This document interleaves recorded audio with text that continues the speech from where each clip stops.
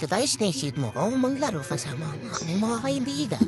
At ito na nandito pa sila Ella, Nanaw at ang aming kaklase na si Jabon at si Shena May Mabuti. Yung kaibigan ko ng kaibigan ko. Rob. Ay, tatalenta. Hindi yan. At ito na po guys. Hindi pa po siya nilotin dito kasi po masyadong may hina yung kalaban. May hina yung signal ng kalaban. At ito na. Magsisimula na po. Yan po. Yan na po. Ano? Hindi po kasi nakangalaw dyan. Pero mamaya-maya po. Mamaya-maya po. Pupuha ko na kagad ang tagumpay. Para ang tagumpay po. Yan. And guys, tinuturuan po nila ako. Yan. Thank you kay Ella. Shoutout sa'yo, Ella. Shoutout dyan sa mga kaibigan ko dyan. Tsaka sa klase ko na rin si Jabal. Pretty nice one. Yan guys. Okay. Red Bop tayo guys. Red Bop. Red Bop tayo guys. Tiya.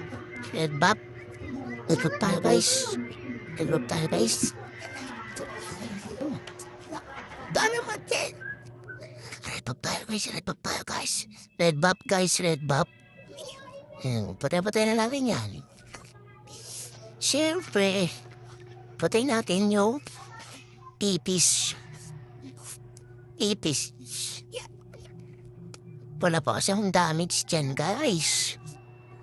And retrain ka, guys. Retrain ka, guys. Yan, guys. Retrain ko na, guys. So, wala na po lang ipis dyan, guys. And guys, naisipan ko pumunta sa blue up ng kalabang kuwanin. Yung butike. Yung butike, guys, ko kanina yung butike. Yan yung butike. Yan, butike. Kung ako na yan, dadalawang kagad yung explain namin na si Shenami.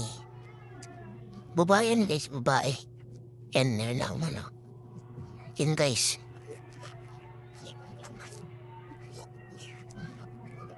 Di po siya marunong ata eh. Hindi pa umuwi. Yan to rin namatay. Yan guys, tas attack turtle lang mo. Kasama ako mag-attack turtle. Nalatay ko ba yung ipis guys? Pagkatapatay ko sa ipis. Pagkatapatay ko sa